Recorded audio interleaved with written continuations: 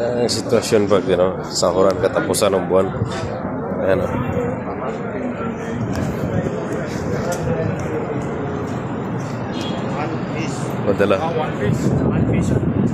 Padalang pera. Yan, isang bangko yung sinibi.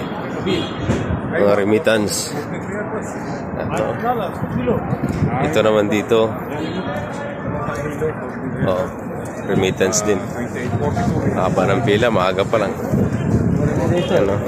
Ito yung sitwasyon sa market. O poof. Pagsahuran. Dami.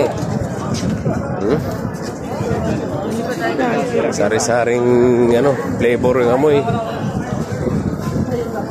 Ayan o, remittance din yan. Mga papadala ng pera yan. Iba't ibang bansa.